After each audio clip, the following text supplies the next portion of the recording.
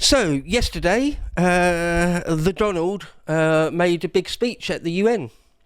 And so, seeing as, he's the leader of the free world, I thought it's worth going through because he did say some... this isn't the speech he intended to give, is it? Because they turned off his teleprompter. Yeah, that was one of the things, actually, yeah. Apparently, the escalator broke while he was going up there. The instant he stepped on it. Right. You're saying someone deliberately did it just to screw him? There have been reports of UN staff bragging about the fact they did it. Oh, okay. Oh. Yeah, and the teleprompter broke, but it came back on. But anyway, I thought it'd be interesting to cover it because it is important when the president makes a big speech like this, whether it's the State of the Union or whether it's before the General Assembly or whatever it is. And from our point of view, he said some good things. And, despite all the anti-American sentiment, the United States still is the most powerful country in the world. They are still they are still up there. So, with my Trump hat on, he's always got it handy. I'll try not to be just a pure pro-Trump propagandist machine because I've still got questions about the whole Epstein thing, and I'm not going to let that go. But this speech, was a good one. He said some pretty cool things. It mainly focused around immigration and green things. So should we just run through it? Yeah. Just run through it. Okay. So first of all, he started off by just sort of a classic Trump bombast, saying how good his presidency has been so far over the first 7 or 8 months or whatever. Fair enough. Yeah, so fair enough. And he said he talked about how the immigration at the southern border is now zero. And he said, I've got lots of quotes here from him. He said, the ridiculous open border policy of Joe Biden, just called it sort of openly ridiculous. That got a few murmurs in the audience that he would even say that. Just a few, But it was rebel. Sorry. Yeah, of course, yeah. Yes. No, absolutely an insane thing, yeah. And he said because in front of him is like lots and lots of ambassadors and leaders of the other countries. He says that sort of an open borders policy, it destroys your country and you have to do something about it. He's correct. Yeah, right. But again, it's great that he's saying this right to the faces of the sort of arch globalists. He's just saying it straight to them. I mean, the shocking thing about Trump is he just says completely obvious things that we all say to each other. Yeah. Whilst being in the corridors of power. Yeah. And that's kind of a shocking disconnect for most people. It's like, somebody who's actually in charge of something is sensible about this stuff. Yeah. He talked about how America is no longer a laughing stock that it was under Biden. I think mainly in terms of economy and migration policy, and that he got movement on NATO. He's got lots of trade deals going on with all sorts of countries. He did say he'd ended 7 unendable wars. I mean... What? Do you know what the 7 are? Yeah, I can list them for you. The Cambodia-Thailand thing. I'll just list them off. Cambodia-Thailand, Kosovo-Serbia, Congo versus Rwanda, Pakistan versus India, Israel versus Iran, Egypt versus Ethiopia, and Armenia versus Azerbaijan. Now, I just will say that nearly all of those, it will almost certainly prove to be a hiatus. I think he didn't end them. He's jumping ahead a bit, just by saying, "Oh, they're done now. These unendable wars are done. Israel, Iran, that won't escalate again. I mean, no chance." Broadly speaking, India, Pakistan, I'm pro-Trump and pro-MAGA, but that's an exaggeration.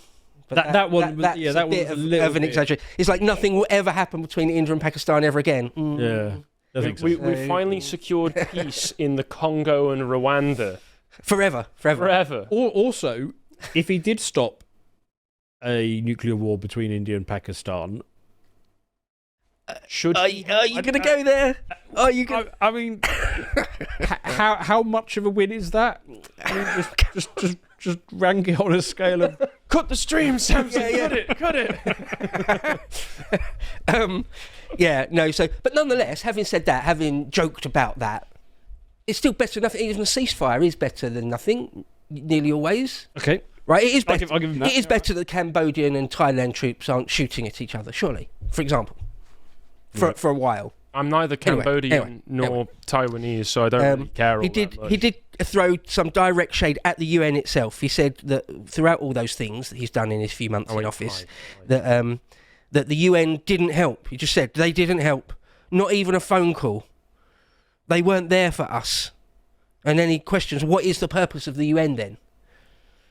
He said that the UN engages a lot in empty words. I don't get it. And they only ever send a letter, and they don't actually do anything. I mean, what is the point? So the UN was set up, as I understand it, to stop wars after 1945. And the world has been constantly at war since 1945. I mean, it's achieved nothing. Why fund it? Why fund any of it? NATO, the World Health Organization, just shut it all down. Well, I mean, there's an argument to be made. You might say that the UN has helped stop the biggest countries from going to sort of an all-out world war. I mean, it's only an argument. I'm not even saying that's true. Yeah. I'm just saying there is that argument. It probably isn't, because they were concerned about getting a letter from the UN. Well, the UN is, very much like the League of Nations, is effectively toothless if the biggest contributors to it, the United States. I mean, the United States never even signed up to the League of Nations. But anyway, the point is, if they haven't got a big enough force and a big enough political will to do things, to intervene all over the world, then they won't or they can't. So, I mean, Trump's moaning about it, but, I mean, the UN was always, like NATO, another instrument in the toolbox of United States foreign policy. Yes. To an extent. So, I mean, if you want the UN to do more, I mean, I suppose you can give them more. I don't know. No, I don't think that would work. Shut it down. Well, no, but but that wouldn't really work, would it? Yeah. But that wouldn't really work. So there's still that. There's always that realpolitik thing of the biggest boys in the playground with the biggest weapons get to do as they please, essentially. So. Yes. And you could have a small little octogenarian teacher in the corner saying, "Don't fight, lads," but they're going to, because they're bigger and more powerful than her physically. You get it. If he doesn't defund the UN because they dicked around with his escalator and his teleprompter, I at least want them to go after them for all those parking fines.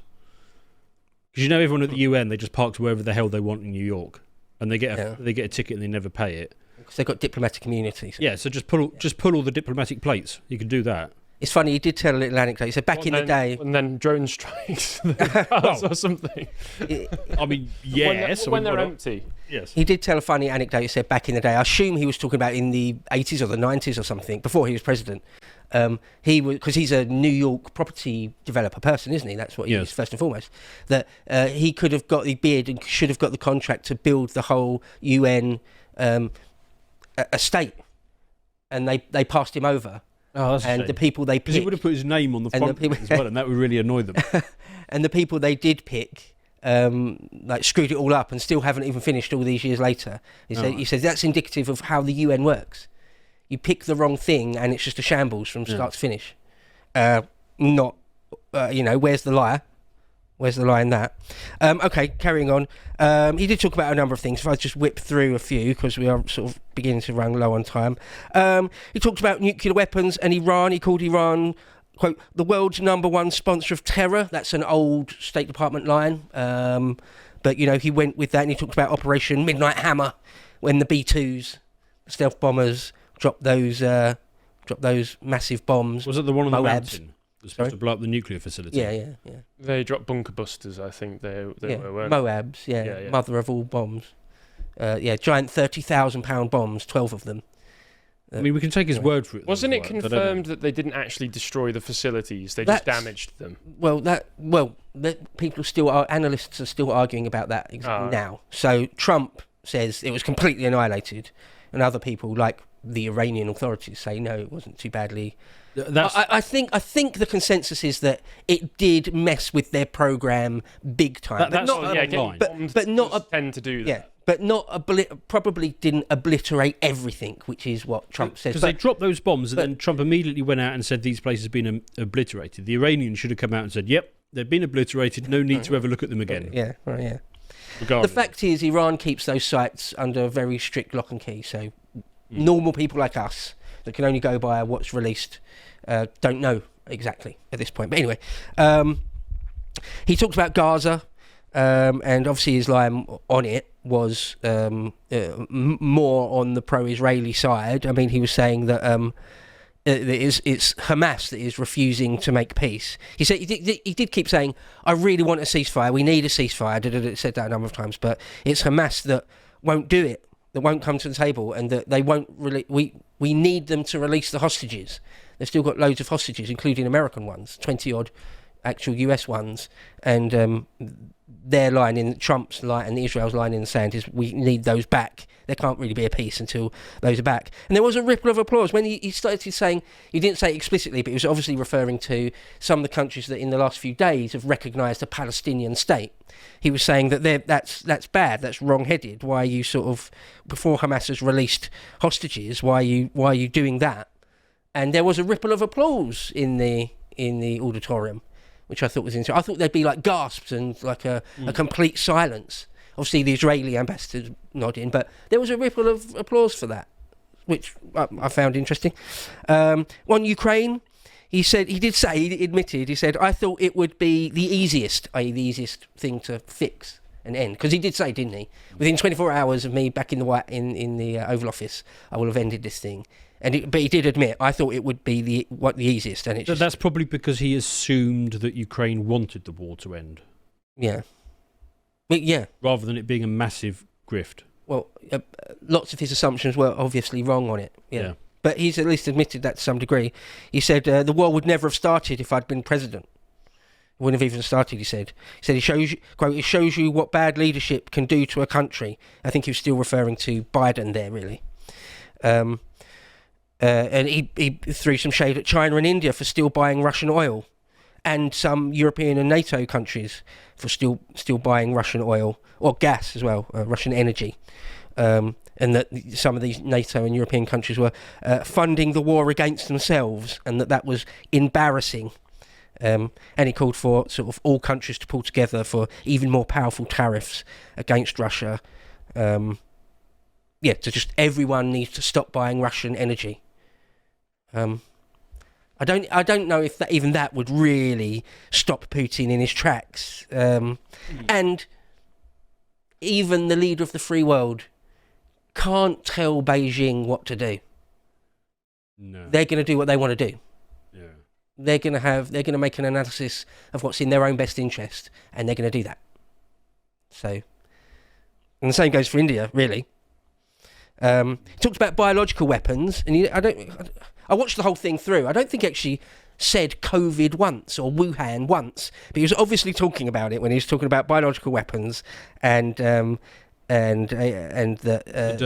he's going to put together a big convention for more research into how to have much more stricter things throughout the whole world to stop any sort of accidental release of any sort of bioweapons.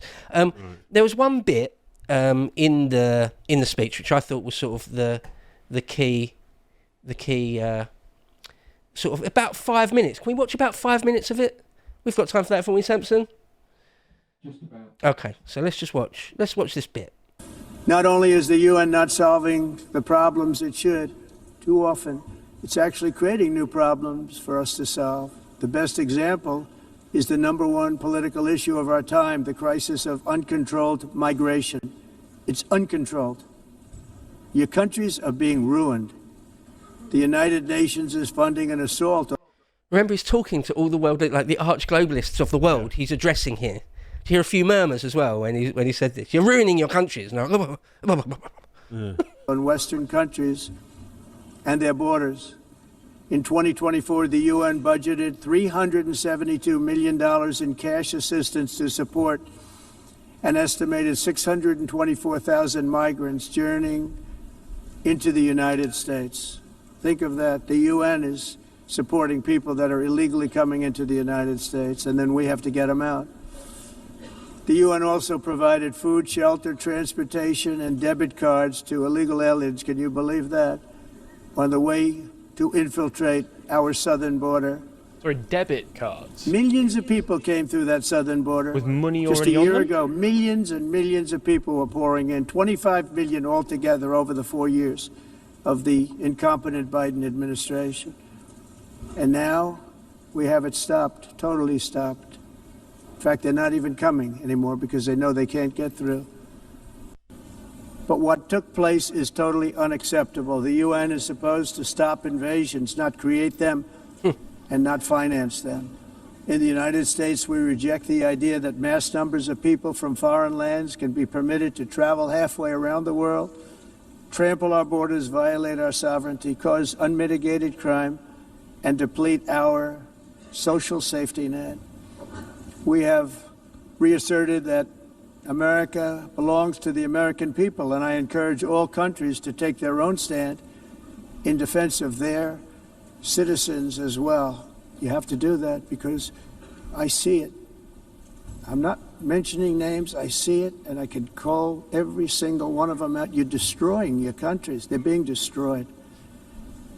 Europe is in serious trouble. They've been invaded by a force of illegal aliens like nobody's ever seen before. Illegal aliens are pouring into Europe. Nobody is ever, and nobody's doing anything to change it, to get them out. It's not sustainable.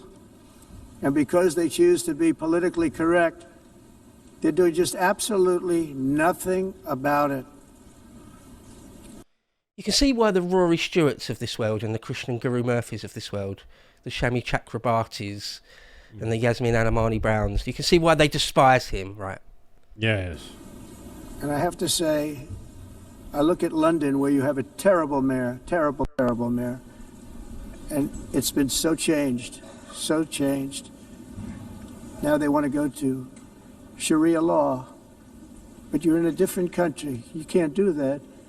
Both the immigration and their suicidal energy ideas will be the death of Western Europe if something is not done immediately. This cannot be sustained.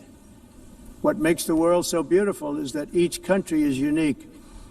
But to stay this way, every sovereign nation must have the right to control their own borders. You have the right to control your borders, as we do now, and to limit the sheer numbers of migrants entering their countries and paid for by the people of that nation that were there and that built that particular nation at the time. They put their blood, sweat, tears, money into that country, and now they're being ruined. Proud nations must be allowed to protect their communities and prevent their societies from being overwhelmed by people they have never seen before, with different customs, religions, with different everything. Where migrants have violated laws, lodged false asylum claims, or claimed refugee status for illegitimate reasons, they should, in many cases, be immediately sent home. And while we will always have a big heart for places and people that are struggling and truly compassionate, answers will be given. We have to solve the problem, and we have to solve it in their countries, not create new problems in our countries. And we are very helpful to a lot of... Anyway, it goes on. It's in that vein. It's very good stuff. It's exactly the stuff we talk about. Yeah. Right, exactly the sort of stuff we He nailed it there. And it goes on like that in that vein for quite a while, but really running short of time, so I'll quickly whip through. I want to play a couple more minutes of that, actually. It's so good. But anyway, whip through a few more things he talked about. He talked about the economy. This is a quote. Joe Biden's policies empowered murderers, gangs, human smugglers, people traffickers, drug cartels, prisoners from all over the world.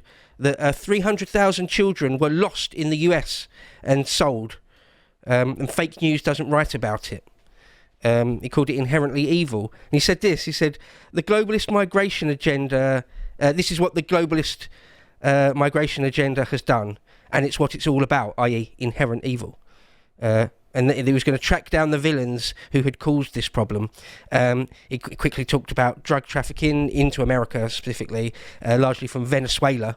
He called out Maduro by name. He said some of those Venezuelan drug gangs are the enemies of all humanity. He said, we will blow you out of existence. We have no choice. Okay.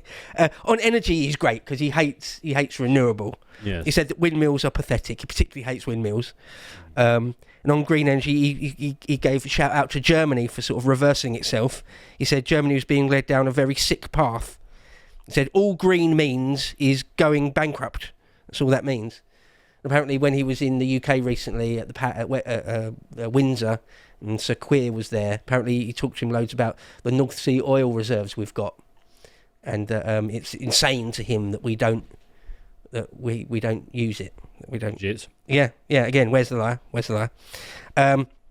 He just caned climate change massively. He said it's the greatest con job ever perpetuated on the world. And then, again, there's a little ripple of laughter in the auditorium, which I find annoying. They just laugh at him saying something like that. He said that sort of the climate change narrative, quote, was made by stupid people that have cost their countries fortunes. Nailed that as well. Yeah, and it's just a scam. The whole thing's a scam. He said that climate and migration is a double-tailed monster that destroys everything in its wake.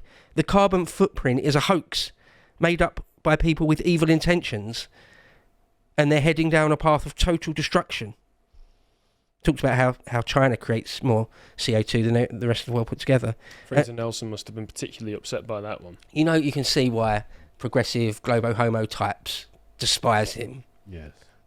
Because he's up there just ripping down their worldview, their narratives, their lies. Another With truth. Two last quick quotes I thought was worth picking out. He said, "The primary effect of these brutal green energy policies has not been to help the environment, but to redistribute manufacturing and industrial activity from developed countries that follow the insane rules that are put down, and sends this industrial activity to polluting countries that break the rules, and they make a fortune." He also mentioned in passing that Christianity is the most persecuted religion in the world, and he ended it by saying, "In closing, I just want to repeat that immigration and the high cost of so-called green renewable energy is destroying a large part of the free world and a large part of our planet. Countries that cherish freedom are fading fast because of their policies on these two subjects."